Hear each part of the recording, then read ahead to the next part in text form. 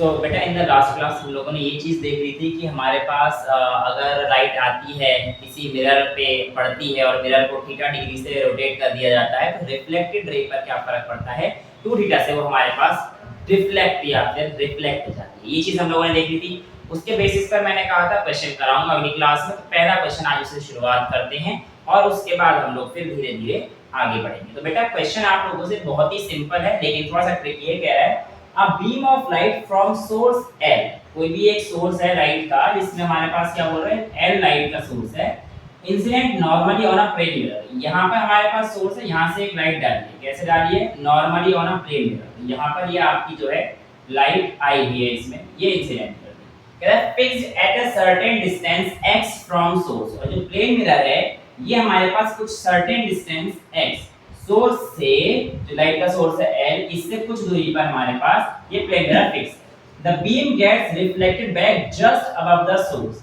अभी जो बीम आई ये रिफ्लेक्ट बैक हो गई बिल्कुल जस्ट यहाँ से ऐसे ही, और अबव द सोर्स मतलब यहाँ पे ऐसे रही होगी, मतलब बिल्कुल इसी के ऊपर ये जा रही है।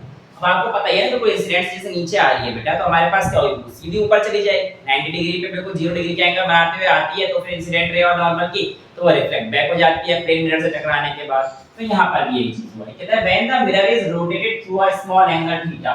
ये कहता है जब आपने इस मिरर को थीटा डिग्री से घुमाया तो आगे क्या बोलता है? The reflected ray moves through a distance y। यानी कि जब आपने इसको थीटा से घुमाया होगा, यानी ये कुछ इस तरीके से कर दिया होगा, यानी कि ये आपने जब थीटा डिग्री से घुमाया तो ये बोल रहा है कि जो रिफ्लेक्टेड रे है, देखो पहले रिफ्लेक्टेड रे यहाँ पर थी, अभी रिफ्लेक्टेड रे यहाँ पर आई है। क्योंकि इंसिडेंट रे मैंने आपको बताया था इंसिडेंट पे तो वही सेम रहता है, इंसिडेंट को कोई फर्क नहीं पड़ता, फर्क पड़ा था रिफ्लेक्टेड रे पर। तो इंसिडेंट रे का एंगल बढ़ जाएगा बस। अब मैंने बोला कि इंसिडेंट रे तो ये थी, अब मुझे से काम है नहीं, इसलिए मैं दूसरे इंसिडेंट रे बना नहीं रहा। इसने कहा कि ये रिफ्लेक्ट हो गई आपके पास कितने से? ठीक डिस्टेंस y से, यानी कि यहां से यहां तक की जो डिस्टेंस आपको दे रखी है, कितने रखी है बेटा? y दे रखी है। अब मुझे आप ये बताइए कि जब भी हमारे पास पिछला कॉन्सेप्ट मिरर को रोटेट किया जाएगा थीटा से तो हमारी रिफ्लेक्टेड रे कितनी जाएगी? 2 थीटा। तो यहाँ पर हमारे पास ये जो वैल्यू आई होगी ये हमारे पास किसकी आई होगी? 2 थीटा की वैल्यू। और 2 थीटा की वैल्यू कब आएगी? जब ये y डिस्टेंस से रिफ्लेक्ट हुआ होगा। ठीक है, अब आपसे पूछा है फाइंड थीटा। यहाँ पर एक चीज का आप ध्यान देंगे, स्मॉल एंगल दे रखा है बेटा। स्मॉल एंगल के केस में क्या होता है? जो आपके पास tan थीटा होता है वो अप्रोक्सीमेटली इक्वल्स टू थीटा के इक्वल होता है। तो यहाँ पर भी आपके पास क्या आएगा बेटा? tan टाइम्स ऑफ 2 थीटा निकल जाएगा। tan थीटा क्या होता है? p upon b। p हमारे पास कितना है बेटा? y by x। p upon b करेंगे तो ये y है ये x है। तो यहाँ से हमारे पास जो थीटा की वैल्यू है वो, क्योंकि tan theta approximately equal theta हो जाएगा। ठीक है, तो tan theta equals to theta हो गया, तो theta is equals to y by 2x। शायद ये AIPMT 2017 का आया हुआ क्वेश्चन है, एग्जैक्ट ईयर याद नहीं है, 16 या 17 में से एक ईयर में आया हुआ क्वेश्चन है। तो एक बार चेक कर लें। तो ये बहुत ही सिंपल कॉन्सेप्ट जो हमारे पास पिछले में हमारा रह गया था, ये आपके पास एक आपको क्वेश्चन करने को मिल सकता है। अब हम लोग थोड़ा सा आगे बढ़ेंगे बेटा कि हमारे पास आगे मिरर में क्या है, आगे लाइट में क्या है ना। तो ऑप्टिक्स को थोड़ा सा आगे लेवल पर लेके जाएंगे। तो सबसे पहले हम लोग शुरुआत करते हैं बचपन की एक कहानी से। बचपन की कौन सी कहानी? क्लास 10 की एक कहानी हुआ करती थी जिसमें आप लोगों को बताया जाता था कि भैया what should be the minimum height of the mirror, ताकि आप अपनी पूरी इमेज जो है उस पे देख सकें। राइट, तो ये चीज हम लोगों ने देखी थी कि मिनिमम हाइट जो है हमारे पास h/2 आती थी। तो ये h/2 आई कैसे? आइए आज इस चीज को जानने की कोशिश करते हैं। देखो कहानी बहुत ही सिंपल सी है। कहानी ये होती है कि आप लोगों के पास अगर यहाँ पर मान लेता हूँ मैं खड़ा हूँ, ठीक है, और मैं यदि खड़ा हूँ तो हमारी बॉडी में 3 पोर्शन होते हैं। एक हमारा हेड होता है, एक हमारी आई होती है, एक हमारे पास टो या फुट बोलते हैं। ठीक है, तो मैं आपको बता रहा हूँ कि आपके पास 3 पोर्शन है सिंपल से, हेड, आई और फुट। ठीक है, ये आपका हेड, यहाँ पर आपकी आई मान लेते हैं, और यहाँ पर आपका फुट मान। राइट, अब आपके पास आपके सामने इस तरीके से एक मिरर रख दिया गया है। अब सिंपल सी बात है, हेड से जो रोशनी यहाँ पर आएगी अगर वो मेरी आंखों तक पहुंच गई तो कहानी सेट हो जाएगी, और जो मेरे फुट से रोशनी आएगी अगर वो मेरी आंखों तक पहुंच गई तो मुझे इस मिरर में मैं पूरा दिख जाऊंगा। राइट, ठीक है। अब हेड से जो लाइट आएगी वो हमारे पास इंसिडेंट होगी, जो फुट से लाइट आएगी वो हमारे पास इंसिडेंट आएगी। और जब ये इंसिडेंट आएगी इस प्लेन सरफेस पे मिरर पे टकराएगी तो हमारे पास एक नॉर्मल बनाएगी। अब ये जो नॉर्मल है, लेट्स से ये एंगल हमारे पास थीटा बन रहा है। अब angle of incidence equals to angle of reflection की मदद से बताइए क्या बन जाएगा, थीटा बन जाएगा। अब आप क्या करिए, इस लाइन को ऐसे जोड़ दीजिए, राइट। अब जब आपने इस लाइन को इससे जोड़ा तो नॉर्मल हमेशा इस लाइन के साथ 90 डिग्री का एंगल बनाएगा। यहाँ पर ये थीटा है, ये थीटा, एंगल 90 90 और एक साइड कॉमन, तो ये दोनों ट्रायंगल आपस में कॉन्ग्रुएंट हो गए। अब ट्रायंगल कॉन्ग्रुएंट हो गए तो ये वाली साइड जो होगी ये वाली और ये वाली इक्वल हो जाएगी।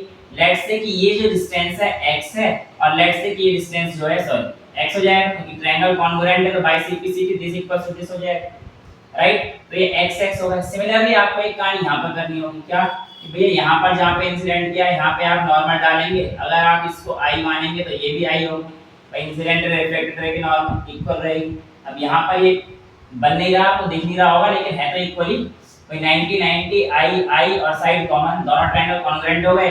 तो यहां पर ये 90 90 डिग्री के थे, तो इसको भी y मान लो और इस छोटे से को भी y मानना। बेटा अब मैं एंगल बनाऊंगा तो बन जाएगा, लेकिन अभी आप समझने में तो क्लियर आ रहा है ना, समझ दिख नहीं रहा होगा, इसको थोड़ा सा ऊपर करके ले जाओ इसे यार, तो y y हो गया। अब आप ध्यान से देखोगे, अगर मैं y plus x कर दूंगा तो मेरे पास मिरर की हाइट आ जाएगी, देखो y plus x कर दूंगा तो मेरे पास मिरर की हाइट आ जाएगी। और ये जो x और y पूरा ओवरऑल कर दूंगा तो मेरे पास इंसान की पूरी हाइट आ जाएगी। तो आप कह सकते हो कि सर आपके पास इंसान की पूरी हाइट जो आएगी वो आएगी y plus y plus x plus x, right. Diagram थोड़ा ढंग से बनाओगे तो आपको ये चीज देखने को मिल जाएगा। अब है क्या कि मैंने थोड़ा सा इसको जो है उस तरीके से बन नहीं पा रहा, कि चलो मैं बनाने की कोशिश करूं, मैं एंगल से बनाने की कोशिश करूं, ठीक है। ये हेड से आया हमारे पास एक ऐसे एंगल, और आई को फिर थोड़ा सा नीचे करना पड़ेगा, है ना, जो भी हो जाएगा। ये बेसिकली ऐसे जाएगा और ये जाएगा मेरे पास अगर नॉर्मल, तो फिर हेड को थोड़ा सा नीचे जाएगा, ये ठीक है। अब भी नहीं मान रहे अब मान जाना भैया, इतनी मुश्किल से बना रहा हूँ, ठीक है। अब देखो, अब ठीक है, ये आई है, ये आई है, तो अब देखो ना बेटा, ये वाला पोर्शन और ये वाला पोर्शन y plus x करो तो मेरे पास पूरी मिरर की हाइट आ रही है। तो आप यहाँ से आप क्या लिख सकते हो, 2y plus 2x is equals to height, भाई ये पूरी हाइट मैंने h मान लिया, तो यहाँ पे ले जाएगा 2 common, y plus x is equals to h, तो y plus x कितना आ गया बेटा आपके पास h/2, यानी कि किसी भी एक इंसान को एटलीस्ट अपने हाइट का आधा हाइट का मिरर सामने होना चाहिए, ताकि वो अपनी कंप्लीट इमेज उस मिरर पर देख सके, राइट। इसी तरीके से आपके पास 10th क्लास में एक चीज और आई होगी कि एक आदमी खड़ा है, राइट, और चलो बता देख रहा है इसके, अब आपको समझ में आई गया होगा छोटी से कि भैया ये तो सही खड़े हैं। और यहाँ पर आपके पास ये आदमी इस तरीके से खड़ा है कि इसके पीछे एक बहुत बड़ी दीवार, इसके पीछे एक दीवार है और ये दीवार से x डिस्टेंस की दूरी पर खड़ा है, और ये x डिस्टेंस की दूरी पर ही इससे एक मिरर रखा हुआ है, यानी कि मिरर और आदमी के बीच की दूरी भी एक है और आदमी से बॉल की दूरी भी एक है, यानी कि यहाँ पर जो है आपके पास क्या रखा हुआ है बेटा, मिरर रखा हुआ है। अब देखो कहां आपसे पूछा जाएगा कि इस इंसान को कंप्लीट बॉल देखनी पड़ेगी, तो एटलीस्ट इसकी हाइट कितनी होनी चाहिए। अब की बार आंख से लाइट जाना पड़ने में कोई फर्क नहीं पड़ेगा, इस बार जो आपकी लाइट जानी चाहिए वो बॉल के इस कॉर्नर से जाकर स्ट्राइक करके अगर इसकी आंखों तक पहुंच जाए, सिमिलरली इस बॉल के इस कॉर्नर से स्ट्राइक कर इसके आंखों तक पहुंच जाए, तो भैया हमारी कहानी बन जाएगी, अदरवाइज नहीं बनेगी, ठीक है। तो अब यहाँ पर भी सेम कहानी ये बनेगी। अब देखो यहाँ पर ये आप क्या डालोगे, इस पे नॉर्मल डालेंगे, अब एक तो नॉर्मल जो है ढंग से डलता भी नहीं से गया, तो ये आ गया मेरे पास नॉर्मल। अब इस नॉर्मल के बाद यहाँ पर देखो ये यहाँ से मैंने दो ट्रायंगल बनाए, तो आपने कहा लेट से सर ये एंगल आई था, अब देखो लाइट तो हमारे पास यहाँ से आएगी और आई तक पहुंचेगी, तो लेट से ये एंगल आई था तो ये वाला एंगल भी आई हो जाएगा, अगेन वही 90 90 और ये ट्रायंगल कॉन्ग्रुएंट हो गया। अब अगर ये ट्रायंगल कॉन्ग्रुएंट हो गया बेटा, तो इसका मतलब ये जो था ये पोर्शन x हो जाएगा, तो ये वाला पोर्शन भी x हो जाएगा। चलो x मैंने यहाँ पे ले रखा है, a ले लेता हूं, ये वाला पोर्शन a ले लेता हूं, तो ये वाला पोर्शन भी a हो जाएगा, राइट। ये कहानी क्लियर है। अब यहाँ पर आपको पता होना चाहिए ये वाला जो पोर्शन है छोटा वाला, यानी कि इसका नाम देता हूं मैं, ओ ए बी सी डी, ठीक है, ये पॉइंट है। अब आप मुझे बताइए कि ओ ए इक्वल्स टू, इसको भी देते हैं ई पॉइंट, ये पॉइंट ये। अब ओ ए इक्वल टू ओ, ये तो ए आ गया। अब यहाँ पर बेटा आप लोगों को क्लास 10 याद करनी पड़ेगी, जो कि हमारे पास एक थेल्स थ्योरम हुआ करती थी, या बीपीटी, बेसिक प्रोपोर्शनलिटी थ्योरम, जो कहती थी अगर हमारे पास दो ट्रायंगल सिमिलर हैं तो उनकी साइड का जो रेशियो होगा वो भी सिमिलर होगा।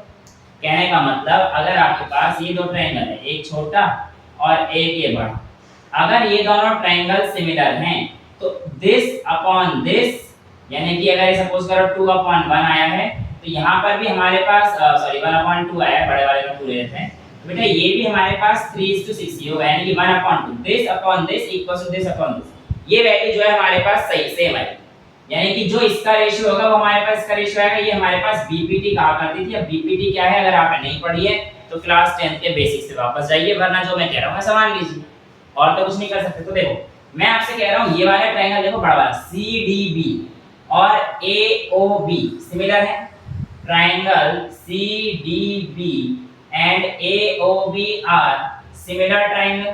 आप लोगों को दिख ही रहा है, इसमें तो कोई दिक्कत वाली बात नहीं है, दो एंगल इक्वल है 90-90 के, इसके अलावा दो आई सिमिलर तो सिमिलर ट्रायंगल नहीं।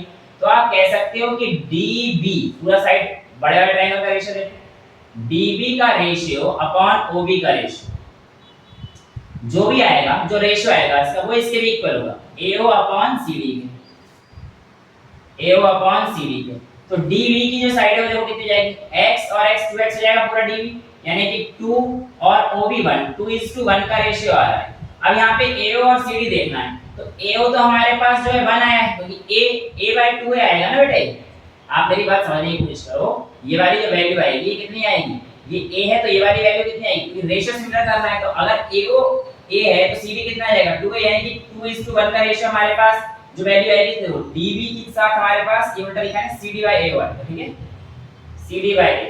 तो ये हमारे पास क्या जाएगा 2A/A, तो बेसिकली 2:1 आ गया, यानी कि ये वाली जो हाइट आ जाएगी मेरे पास ये कितनी आ जाएगी 2A आ जाएगी बेटा। ये वाली हाइट मेरे पास कितनी आ जाएगी 2A आ जाएगी। कहानी क्लियर है। तो यहाँ पर आप लोग एक छोटी सी लाइन खींच देना पीछे की तरफ इस पॉइंट E से, तो आप कहोगे कि सर ये वाला पॉइंट जो है हमारे पास A आ गया। ये वाला पॉइंट तो हमें इसका समझ में आ गया कि आपके पास क्या आ गया है, A आ गया। अच्छा, अब सिमिलरली इसके लिए भी यही करूंगा, ये आपके पास लाइट गई यहाँ से, तो यहाँ पर मैं नॉर्मल डाल देता हूँ, ठीक है, इसको लेट से थीटा मान लिया तो ये वाला भी थीटा हो जाएगा, angle of incidence equals to angle of reflection. अब यहाँ पर भी मैं एक वही काम करूंगा अपना जैसा पीछे किया था, ठीक है। तो इस बार क्या होगा, देखो ये वाला पॉइंट यानी कि दिस इक्वल्स टू दिस हो जाएगा भाई, जो वैल्यू ये आएगी b, लेट से हमारे पास क्या आया b, ये a माना था तो ये वाला बड़ा वाला b आ गया, यहां से लेकर इस पॉइंट तक का a b c d e तक हो गया, इसको f g h i ये पॉइंट, ठीक है। सो मेरे पास जो नाम आ जाएगा, अगर ये b है तो ये वाला भी b आ जाएगा। लेकिन इस बार देखो बेटा a प्लस b, ये तो आपके पास हाइट ऑफ मिरर आ गई भाई, a से लेकर b तक, कोई b तो यहां तक की डिस्टेंस है, d और i के, तो a प्लस b तो हमारे पास हाइट ऑफ मिरर है, a plus b is equals to height of mirror. लेकिन अगर मैं इस बार 2a a b और ये वाली साइड कितनी आएगी ये हमें जानना है, ठीक है भाई। अगर ये वाला b है तो ये वाला भी b होगा, सिंपल सी बात है भाई। वही अपना जो सिमिलर मैंने आपको पीछे करके दिखाया था, दोनों ट्रायंगल हमारे पास ये क्या होगा, कॉन्ग्रुएंट होगा, तो जो साइड EF होगा वही साइड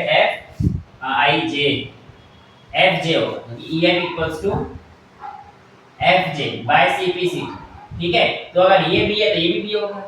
अब यार मुझे ये चीज पता है, बड़े वाले ट्रायंगल, ये ट्रायंगल HIG बिल्कुल सेम जैसे हमने कहा था, HIG और छोटा ट्रायंगल JFG ये सिमिलर हो गए, इसीलिए बड़े वाले का रेशियो IG के साथ FG का रेशियो ये बराबर हो जाएगा। छोटे ट्रायंगल का हमारे पास कौन सा ट्रायंगल लिया था बेटा, हम लोगों ने इस वाले ट्रायंगल के साथ ये वाला ट्रायंगल लिया है ना, ये वाला triangle is equals to IG लिया है बड़े वाले की साइड, IH का रेशियो अपॉन FJ का रेशियो। अब बेटा ये देखो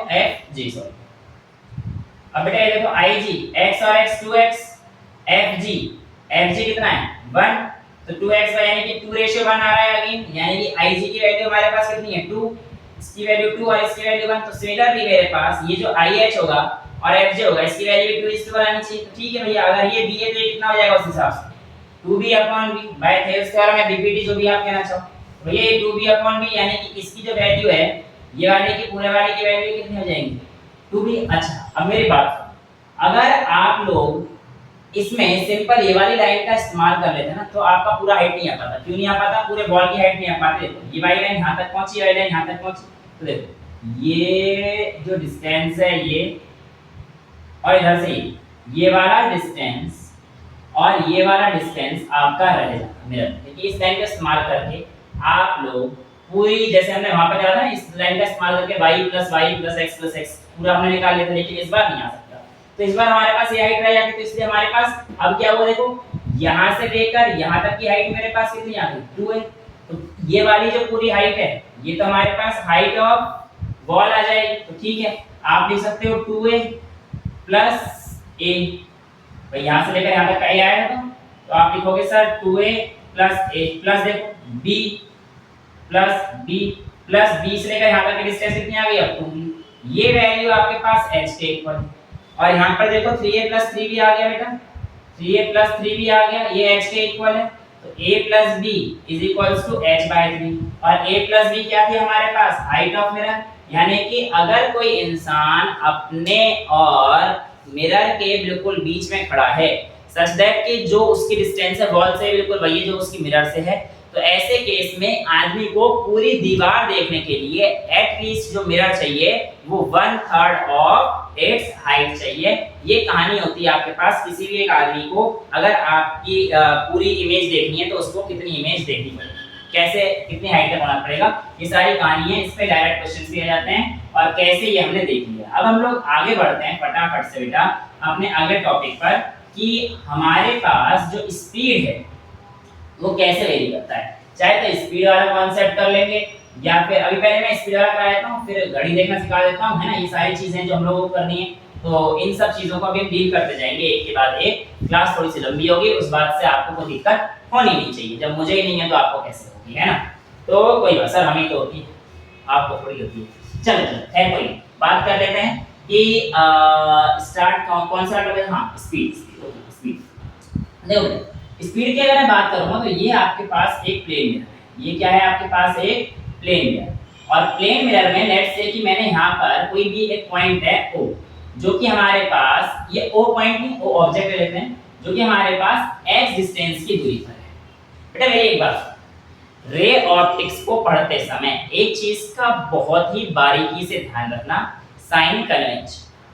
साइन कन्वेंशन अगर आपके खराब हो गए तो आप ये समझ लेना कि आप लोगों के आंसर नहीं आने वाले, प्लस माइनस में गड़बड़ी करोगे और ये पता नहीं कितनी कितनी चीजों में गड़बड़ी होती जाएगी। इसलिए साइन कन्वेंशन बहुत इंपॉर्टेंट है रे ऑप्टिक्स। यानी कि आपको साइन कन्वेंशन, जैसे कि मैं अभी बस इसके बाद जो पार्ट्स ऑफ मिरर है उसमें इंट्रोडक्शन करा ही दूंगा मैं, लेकिन अभी के लिए इतना समझ लो, लेफ्ट वाली चीजें नेगेटिव और राइट वाली चीजें पॉजिटिव। ये तो पढ़ा है ना यार, रिलेटिव वेलोसिटी के इतने सारे कॉन्सेप्ट में कराए हैं मैंने, क्लास 11 में कराए हैं ना। फिर तो यहाँ पर हमारे पास ये x डिस्टेंस पर, अब ये ऑब्जेक्ट है, ये तो हमने देख लिया इतनी दूरी पर ऑब्जेक्ट होगा। प्लेन मिरर तो हमारे पास उतनी ही दूरी पर इमेज बनाएगा, तो यानी कि ये वाली जो डिस्टेंस है ये भी हमारे पास x आएगा। अब अगर मैं कहता हूँ x जो कि माइनस में है, भाई यहाँ पर x जो कि माइनस में है ये इक्वल हो जाएगा x ऑफ ऑब्जेक्ट हो गया विद रिस्पेक्ट टू मिरर। भाई x ऑफ ऑब्जेक्ट हो गया विद रिस्पेक्ट टू मिरर, ये किसके इक्वल हो जाएगा x image with respect to mirror के, राइट। तो ये जो कहानी है हमारे पास वो कुछ इस तरीके से हो जाएगी कि आप लोगों को यहाँ पे डिस्टेंस क्या इक्वल दे रखी है, ये डिस्टेंस क्या दे रखी है इक्वल दे रखी है, और ये जो इक्वल डिस्टेंस दे रखी है बेटा इसकी अगर मैं बात करूंगा क्यों इक्वल, प्लेन मिरर में डिस्टेंस इक्वल होती है। अब आपको क्या करना है, इसको डिफरेंशिएट कर देना है किसके रिस्पेक्ट में, टाइम के रिस्पेक्ट में। तो आप कह लोगे माइनस को ऐसे ले लो, माइनस को ऐसे ले लेते हैं dx/dt ऑब्जेक्ट किसका क्या बात कर रहा हूं, object with respect to mirror, ये बराबर हो जाएगा dx/dt किसका, image with respect to mirror, right. तो बेटा dx/dt क्या होता है dx v। तो बेटा velocity of object with respect to mirror, but ये नेगेटिव साइन मत भूलना, ये माइनस का आ जाएगा। ये किसके इक्वल हो जाएगा बेटा आपके पास, velocity of image with respect to mirror के इक्वल हो जाएगा बेटा। अगर ये हमारे पास इक्वल आ गया है तो आप देखो object with respect to mirror, बाहर माइनस कैसे रहने दो, इसको आप लिखेंगे velocity of object minus velocity of mirror. Minus में ऑब्जेक्ट रिलेटिव वेलोसिटी में कॉन्सेप्ट सिखाया था, इसका इसका माइनस करेंगे तो इसका क्या आ जाएगा, velocity of image minus velocity of mirror. Sign खोल दो भैया, तो ये आ जाएगा माइनस का vo प्लस का vm is equals to velocity of image plus sorry minus velocity of mirror. अब आप मुझे बताओ vm इधर आके प्लस हो जाएगा, vo इधर आके माइनस हो जाएगा, तो आपके पास क्या आ जाएगा, velocity of mirror plus velocity of mirror is equals to velocity of image plus velocity of object. ये क्या आ गया आपके पास, velocity of image plus velocity of object is equals to 2 times velocity of mirror, या simple velocity of mirror is equals to velocity of image plus object divide by 2। ये कहानी होती है आपके पास, जब भी आप इसकी वैल्यू निकालेंगे तो ये आप लोगों को पता होना चाहिए। देखो ये सारी चीजें हमारे पास किस फॉर्म में है, वेक्टर फॉर्म में। तो वेक्टर क्योंकि साइन को हम लोग लेके चल रहे हैं, ठीक है, तो कई कई किताबों में ऐसे एरर कह रहा हूं एरो लगाए रहते हैं, तो इस चीज का आपको ध्यान रखना है, ठीक है। इसके ऊपर एक क्वेश्चन कर लेते हैं, तब आपको और चीजें आराम से क्लियर हो जाएंगी। लेट्स से कि आपके पास ये एक मिरर है, ठीक है। चलो ऐसा कर लेता हूं कि इस मिरर को मैं 2 मीटर पर सेकंड से लेफ्ट की तरफ भगा रहा हूं, ठीक है, और एक ऑब्जेक्ट है जो किसी दूरी पर है, अब मैंने डिस्टेंस नहीं दे रखी, लेट्स से किसी भी दूरी पर है, और ये जो ऑब्जेक्ट है ये 3 मीटर पर सेकंड की स्पीड से बेटा इस तरफ जा रहा है। तो आपको बताना है कि जो इमेज है वो हमारे पास कितनी स्पीड से आएगी। तो ये गलती मत कर देना 3 और 2 रिलेटिव वेलोसिटी से 5 कर देंगे, तो 5 प्लस का माइनस का, ये गलती मत करना, क्योंकि इस बार जो कहानी है आपके पास मिरर ही मूव कर रहा है, ऑब्जेक्ट ही मूव कर -7। चलो देख लेते हैं। तो यहाँ पर बेटा हमारे पास velocity of mirror is equals to velocity of object plus velocity of image divide by 2 हो जाएगा। अब वेलोसिटी ऑफ मिरर कितनी है, 2 नहीं -2। अगर आपने गलती करी होगी तो आप देख लेना। वेलोसिटी अच्छा ओके, वेलोसिटी ऑफ ऑब्जेक्ट है +3 है, +3 वेलोसिटी ऑफ इमेज आपको निकालनी है डिवाइड बाय 2 2 * 2 कितना हो जाएगा, -4 इज इक्वल्स टू आपने 7 बोला था, -7। अच्छा -7 आपके पास ये है। आपका आंसर बेटा गलत है क्योंकि आपने -7 बोला था, ठीक है, क्योंकि आंसर क्या आएगा -7 मीटर पर सेकंड। देख टीचर तो गलती निकालेगा, आपने यूनिट तो लगाई नहीं, ठीक है बेटा, यूनिट भी लगा, ठीक है। तो ये आपके पास कैसे कॉन्सेप्ट होता है, वेलोसिटी का जब भी आपके पास प्लेन मिरर होती है, ये कहानी आपके सामने समझ में आ रहा है। अब हम लोग आगे देखेंगे कि देखो ये वाली कहानी तो हमारे पास सिंपल मिरर की थी। अब जो मिरर है वो इमेज कैसे बनाता है ये तुमने देख लिया है ना, कि भाई आदमी आंखों तक लाइट पड़ती है, ऐसे आती है, उससे आधा हो जाता है, 1/3 हो जाता है, ये सारी चीजें हम लोगों ने देखी।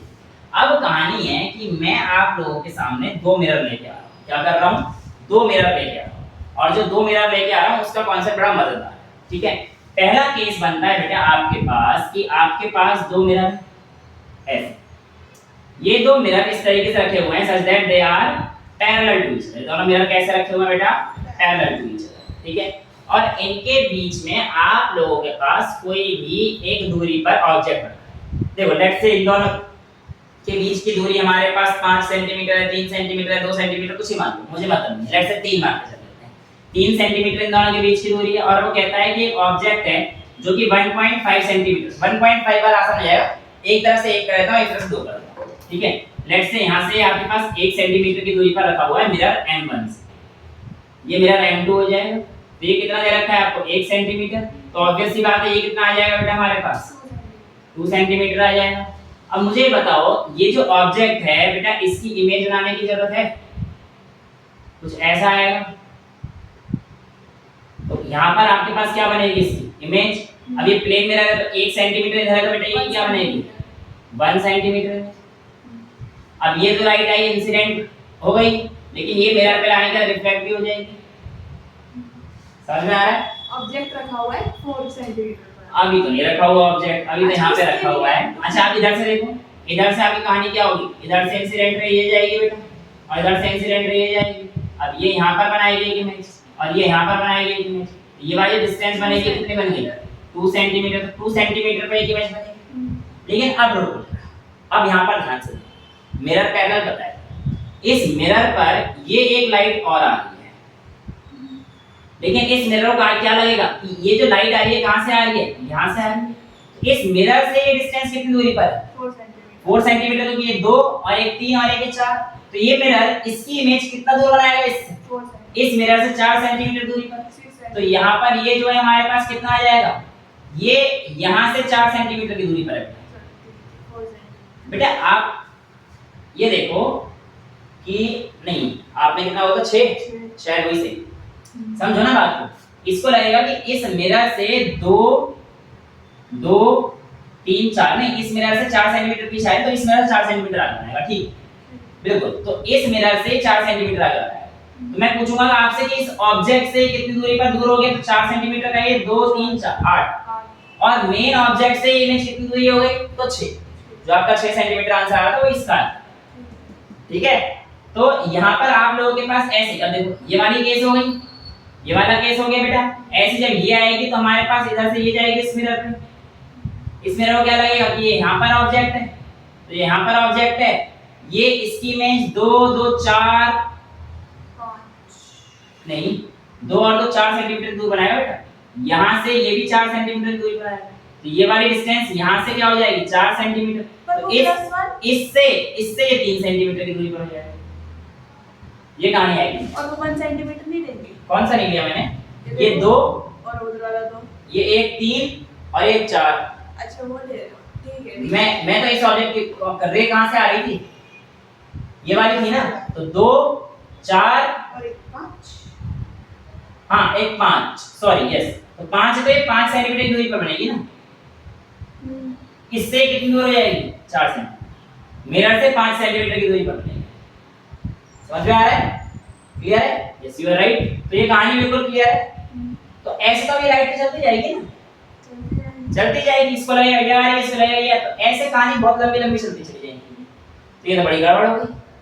तो इसलिए पैरेलल रेस के केस में पैरेलल मिरर जब बनते हैं तो बेटा इमेजेस कितनी बन जाएंगी ऐसे हमारे पास, बहुत सारी इमेज बनेंगी। पैरेलल इमेज से कोई लेंथ है नहीं, तो हमारे पास n की वैल्यू क्या आ जाएगी, इनफाइनाइट आ जाएगी। क्लियर है कहानी।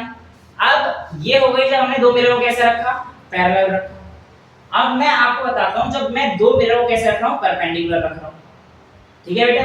अब देखो परपेंडिकुलर के केस में जो कहानी है वो कुछ इस तरीके से हो जाएगी। ये मिरर है और ये मिरर है आपके पास, राइट। अब ये जो दो मिरर हैं आपके पास, इन दो मिरर के लिए लेट्स से 90 डिग्री पर, अब ध्यान सुनना, मैं अभी के लिए 45 डिग्री पे एक ऑब्जेक्ट रख रहा हूं, यानी कि 45 डिग्री का मतलब सिमेट्री केस हो गया भाई। ये जो ऑब्जेक्ट है लेट्स से 45 डिग्री पर है, राइट।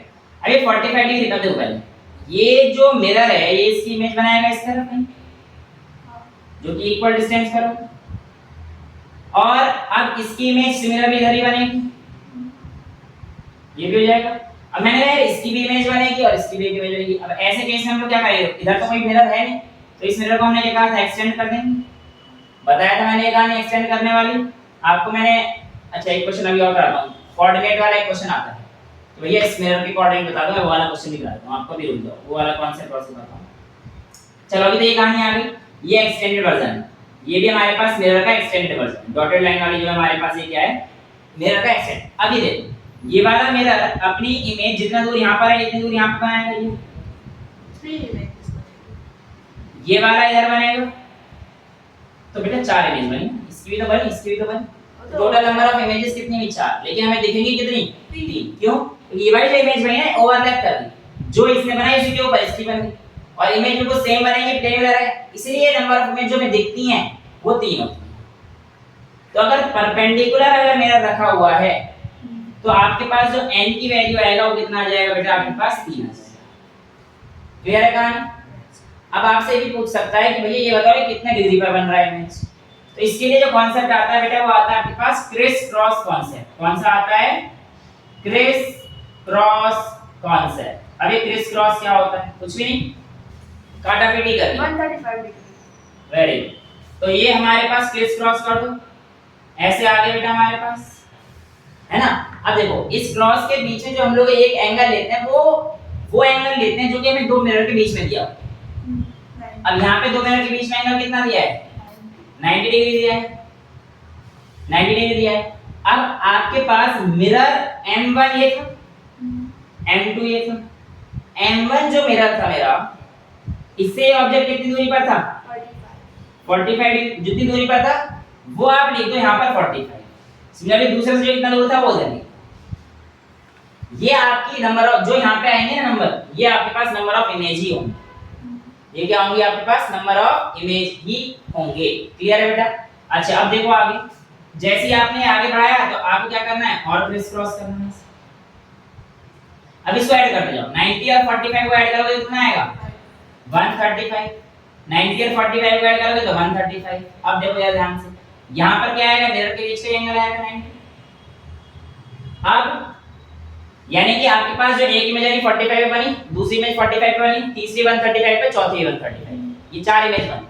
लेकिन इस चार में से अगर नोट डाल लेना बेटा, इफ आपके पास जो ये क्रिस का एंगल है, वो ये क्रिस है, ये एंगल मान लेते हैं angle of criss, crisscross है ना, तो ये मान लेते हैं एंगल ऑफ क्रिस।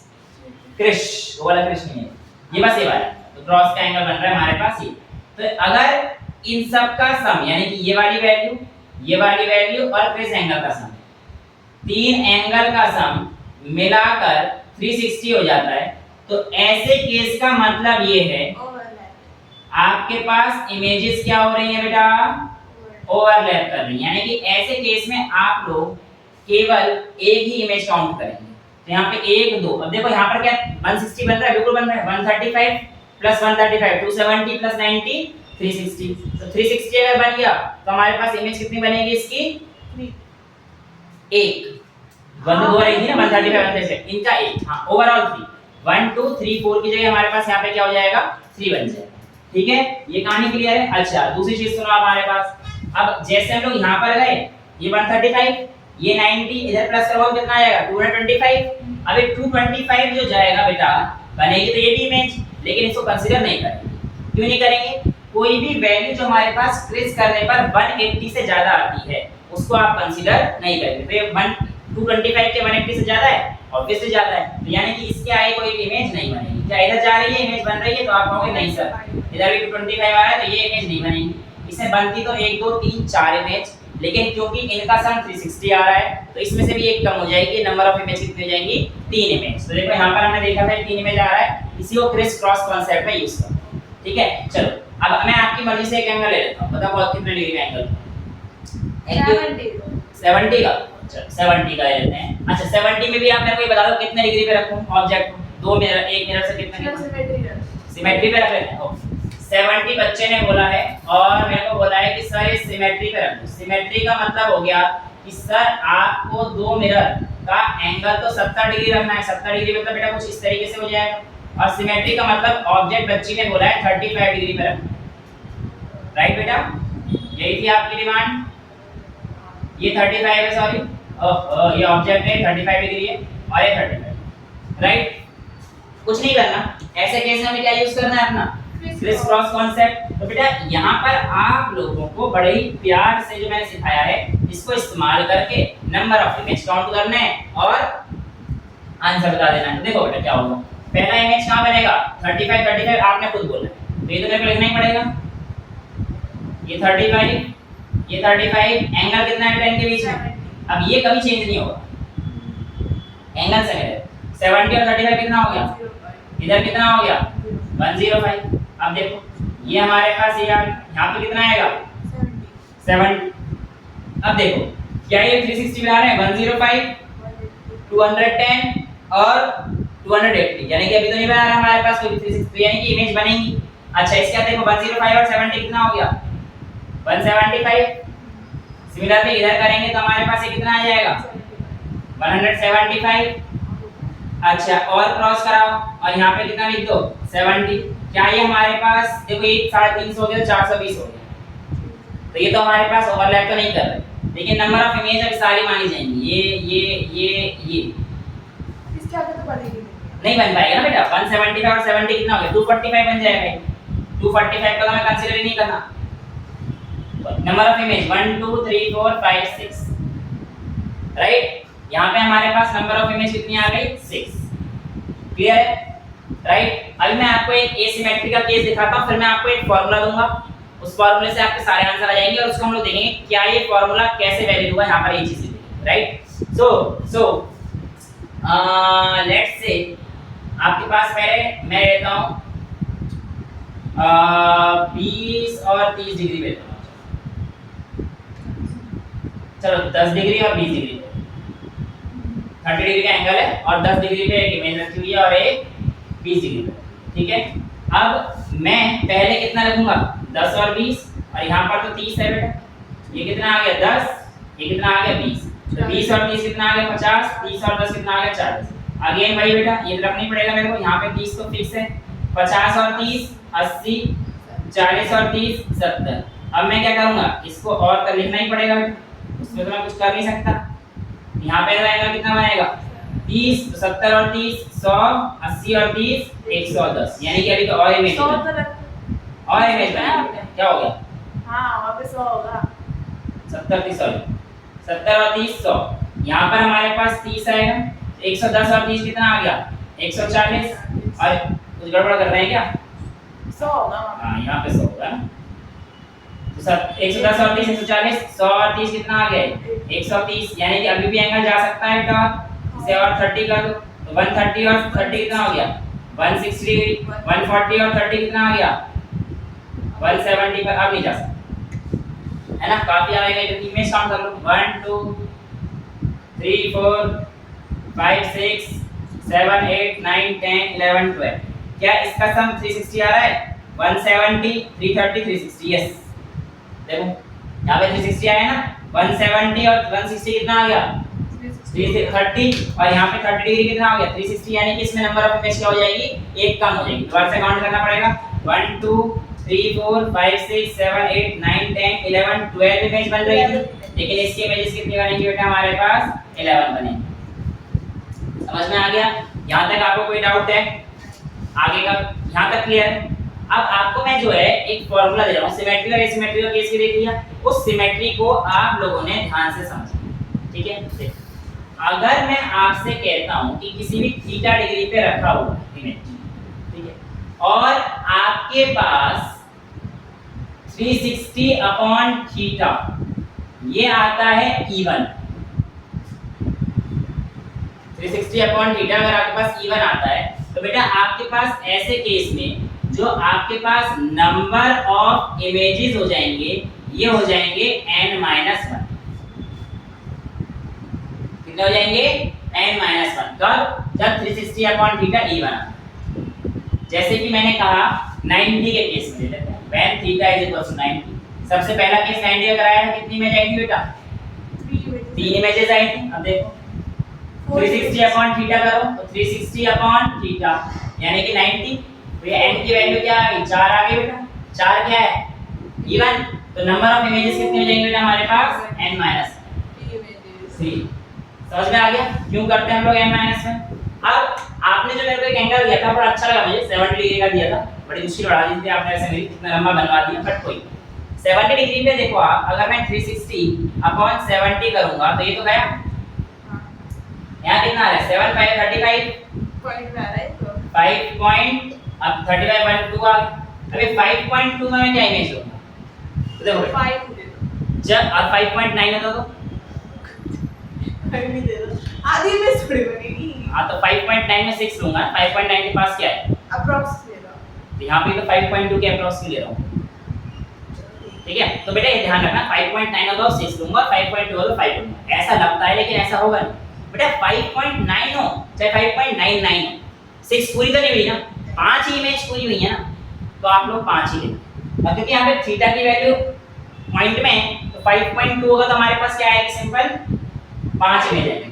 अब देखो 70 के केस में हमारे पास नंबर ऑफ इमेज कितनी आएंगी 1 2 3 4 5 6, कुछ गड़बड़ कर रहे हैं आगे जाओ और कैलकुलेशन करो हैं,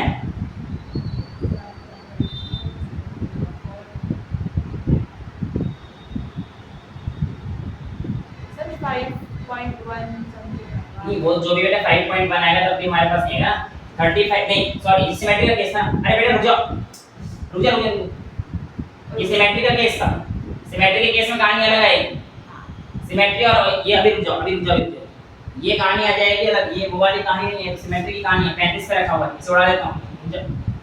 ओहो, एक पूरा मिटा दिया। अभी आपके पास ये सिमेट्री का केस आ गया पूछे, यहां पर देखो, ये अगर कोई भी वैल्यू हमारे पास 5.1 5.2 5.3 इसका केस नहीं है, सिमेट्री पे नहीं चला था, इसका आंसर गलत आ रहा।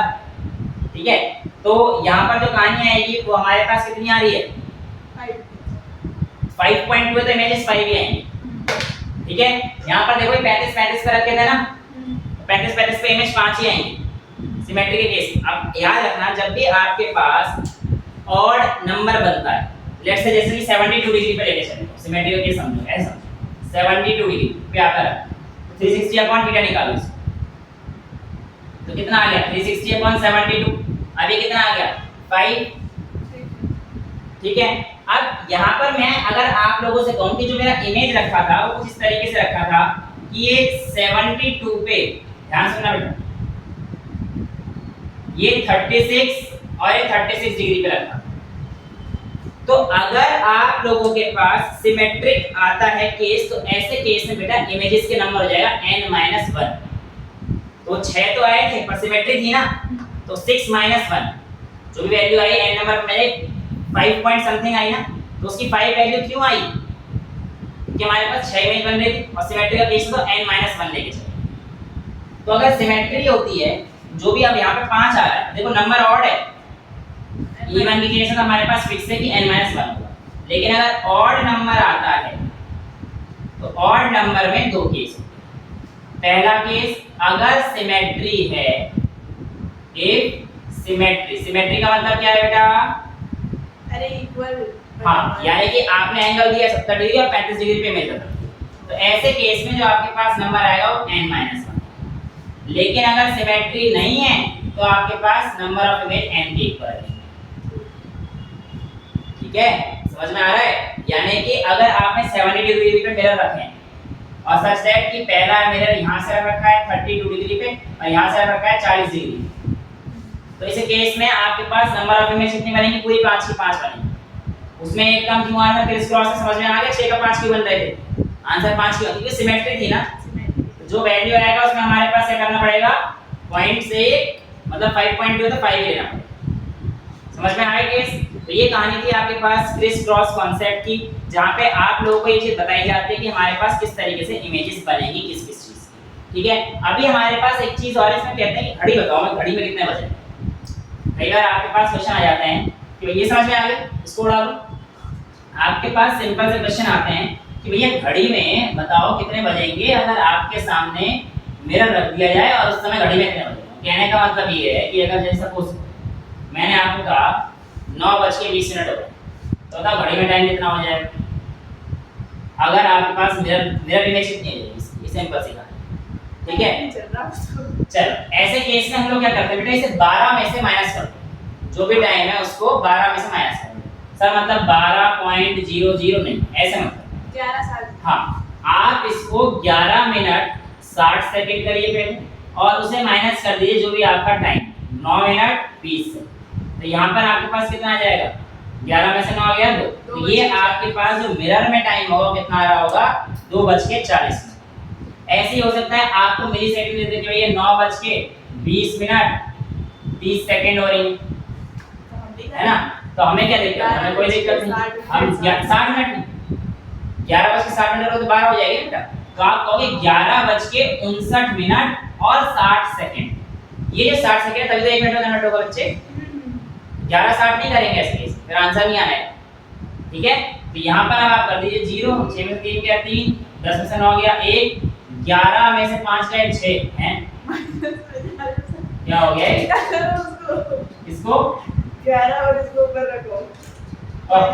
सही कह रहे हो, ये चलिए आपका 11 हो गई कम, 11:59 60 सेकंड, इसमें से माइनस कर। ठीक है, 0, 6 में से 3 गया 3, 9 में से 9 गया 9 और 5 हो गया 3, 11। तो ये आपके पास घड़ी में उस समय पर टाइम है। समझ में आ रहा है? इस तरीके से आपको घड़ी देखनी आनी चाहिए।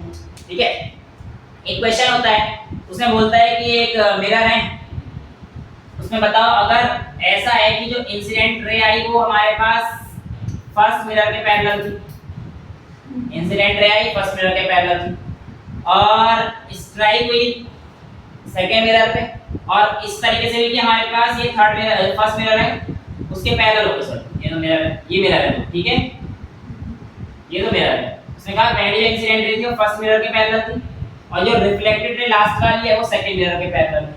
ऐसे केस में बताओ ये तो मिरर कितने डिग्री पे रखे होंगे? तो बेटा इसका आंसर शॉर्टेड है 60 डिग्री है। सिंपल है। मैं थोड़ा सा इसका एक टफ एडवांस वर्जन करा देता हूं, तो ये आपके लिए सिंपल हो जाएगा, ठीक है। इसको आप कैसे यूज करेंगे, कैसे निकालेंगे इस एंगल को, मैं आपको अभी एक थोड़ा सा टफ वाला करा देता हूं, फिर आप एक घर से करके जाना। आंसर 60 डिग्री आएगा इस, है ना। मैं एक छोटा सा इसका एक नमूना देता हूं, निकालते हैं, ठीक है। आपसे क्वेश्चन कहता है सिंपल सा कि भैया जी आपके लिए सिर्फ और सिर्फ आपके लिए हमने दो मिरर लगाए, और मिरर इस तरीके से लगाए कि इनके बीच में आने वाला एंगल कितना है? थीटा। आपको बताना है थीटा कितना है। अगर इंसिडेंट रे पहली तो हमारे पास है ये, इंसिडेंट रे हमारे पास पहली ये, और ये इंसिडेंट रे हमारे पास यहां पर किस थीटा डिग्री से पड़ती है? आपसे बोला गया कि सच दैट कि थर्ड रिफ्लेक्शन के बाद, क्या बोला इसने? आफ्टर थर्ड रिफ्लेक्शन जो लाइट की रे है उसने रिट्रेस करा अपना पाथ पूरा, light ray retraces its path, तो find the angle between them. अब देखो बेटा यहां पे लगेगा पुराने सारे कॉन्सेप्ट यूज हो जाएंगे आज। देखो मैंने आपको क्या बताया था पिछली क्लास में कि अगर लाइट की रे बिल्कुल नॉर्मल पड़ती है तो वो अपनी पाथ क्या कर लेती है? रिट्रेस कर लेती है, ये तो आपको पता है। अब देखो यहाँ पर आया, अब ये कोई 90 डिग्री पे तो पड़ा नहीं, बिल्कुल नीचे जाएगा, थोड़ा सा कुछ एंगल बना हो जाएगा, राइट? क्लियर? ये फर्स्ट रे हुई, ये सेकंड रे हो गई, और थर्ड रे हमारे पास ये हो जाएगी। लेकिन इसके बाद तो इसने रिट्रेस करा था पाथ को, यानी कि ये एंगल हमें कितना दे दिया? नहीं, तभी तो इसने ये रिट्रेस कर, ये पाथ ऐसे जाना शुरू कर दिया, और यहाँ से फिर ये ऐसे गई होगी, और यहाँ से नहीं कर दिया, ऐसे नहीं होगी। क्वेश्चन के हिसाब से पानी क्लियर है? अब आपसे पूछा ही थीटा कितना होगा, देखिए मैं थोड़ा सा बड़ा बनाऊंगा इसको, क्लियर? ऐसे गया और ये ऐसे रहा, राइट? ये हमारे पास, ये मेरे पास थीटा हो जाएगा, वैसे ही कॉरेस्पॉन्डिंग एंगल से दिख रहा है ये पैरेलल। अब मेरी बात ध्यान सुनो, यहाँ पर पहले नॉर्मल डालो, यहाँ पर पहले आप एक नॉर्मल, ठीक है? अगर ये नॉर्मल है तो ये वाला एंगल कितना हो जाएगा बेटा? 90 माइनस थीटा। क्लियर है? यहाँ तक कोई डाउट नहीं। अगर ये 90 माइनस थीटा है तो ये इंसिडेंट नॉर्मल के साथ आया है, इंसिडेंट रे, ये रिफ्लेक्टेड रे है, तो ये कितना आ जाएगा मेरे पास? आया भाई i = r रहेगा। अच्छा अब ध्यान से देखो जरा, सिंपल सी बात तो ये कहता हूँ कि अगर आप लोगों के पास ये थीटा है, ये कितना है? 90 डिग्री, तो ये वाला एंगल कितना बनेगा? 90 परफेक्ट बेटा, 180 सम होना चाहिए, तो ये वाला एंगल क्या हो जाएगा हमारे पास? 90 माइनस थीटा। अब यार मेरी एक बात ध्यान से, मैंने आपको जब लॉ ऑफ रिफ्लेक्शन पढ़ाना था तब मैंने आपको एक इंट्रोडक्शन दिया था नई चीज, याद है, जो आपने आज तक नहीं पढ़ी थी। ये वाला एंगल ही मैंने आपको बताया था, क्या कहता है इस एंगल? Glancing angle. और ग्लांसिंग एंगल की प्रॉपर्टी क्या होती है? जब angle of incidence equal to angle of reflection है तो glancing angle of incidence equal to glancing angle of reflection होता है। ये वाला जो एंगल है 90 माइनस थीटा क्या होगा? ग्लांसिंग एंगल ऑफ रिफ्लेक्शन होगा। देखो भाई ये तो इंसिडेंट रे आई, ये रिफ्लेक्टेड रे गई, यहां से तो लाइट रे ने रिट्रेस करना है अपना पाथ, तो ये angle of incidence angle of reflection तो 90 माइनस थीटा क्या है? ग्लांसिंग एंगल ऑफ रिफ्लेक्शन, तो ये जो है इसके इक्वल होगा ग्लांसिंग एंगल ऑफ इंसिडेंस का, तो ये वाला भी 90 माइनस थीटा। अब इस लाइन पे ये वाला जितने भी एंगल बनने वाले हैं इन सबका सम कितना होना चाहिए? 180 डिग्री। ये 90 माइनस थीटा, ये 90 माइनस थीटा, तो कितना आ जाएगा? 2 थीटा। पूरा 180 कब होगा? ये माइनस थीटा 2 थीटा होना चाहिए, राइट? घुमा दिया आपको। देखो ध्यान, ग्लांसिंग एंगल इक्वल समझ में आ गया बेटा? मुझे ये बता, जब ग्लांसिंग एंगल इक्वल है तो इन सबका सम 180 डिग्री होना चाहिए। ये 90 माइनस थीटा, 90 माइनस थीटा, ऐसे कर रहे हैं ना, 90 minus theta plus 90 minus theta plus x = 180 होना चाहिए। ठीक है, 2 थीटा आ गया 2 थीटा, x = 2 थीटा, तो यहां पे वाले 2 थीटा। क्लियर है? अब आपको जो वैल्यू बतानी थी वो किसकी बतानी थी? थीटा की वैल्यू बतानी थी। तो ठीक है, अब तो आपको ये पता पड़ गया ना 2 थीटा प्लस 90 माइनस थीटा 99। ये कितना आया था बेटा मेरे पास? थीटा आया था ना? हाँ देखो ये भी थीटा है। वो भी ग्लांसिंग एंगल पूरा ग्लांसिंग एंगल ले लो। कैसे ले लो? ये थीटा है, ये कितना है 90, क्योंकि भाई ये तो 90 डिग्री पे आ रहा है, तो ये भी 90 डिग्री है बेटा हमारे पास। तो इन ट्रायंगल OAB वाले ट्रायंगल में आप कह सकते हो theta plus 90 degree plus 2 theta, ये किसके इक्वल हो जाएगा?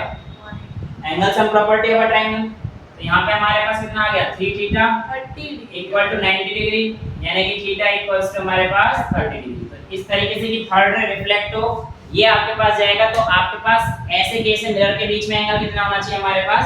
30 डिग्री के हिसाब से आपके मिरर के बीच में एंगल होना चाहिए। यहाँ तक आपको कोई डाउट है? पक्का कर लोगे? तो और कुछ पूछना है आपको? पिछले का अगले का कोई सवाल रह गया हो मन में, विचार विमर्श करना हो किसी चीज पर? एक वो क्वेश्चन था जिसमें आपने पूछा था कोऑर्डिनेट्स ऑफ इमेज कैसे बनेंगी, तो बेटा ये कहानी थी।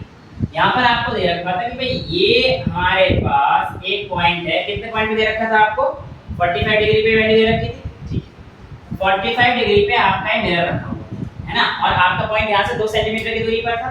बेटा जब यहाँ पर आप कह रहे हो कि ये ऑब्जेक्ट 2 सेंटीमीटर की दूरी पर रखा हुआ है ना, आपने कहा था कि सर y पॉइंट पर कोऑर्डिनेट क्या होगा? सिंपल सा ये क्वेश्चन था। तो ऐसे केस में आपके पास मिरर 45 डिग्री पे दे रखा है। अगर ये 45 है तो ये भी कितना बनेगा? 45। अब देखो इसकी इमेज कैसे बनाओगे? नहीं बन सकता, यहाँ तो मिरर है ही नहीं। तो आप क्या करेंगे? इसको एक्सटेंड कर देंगे।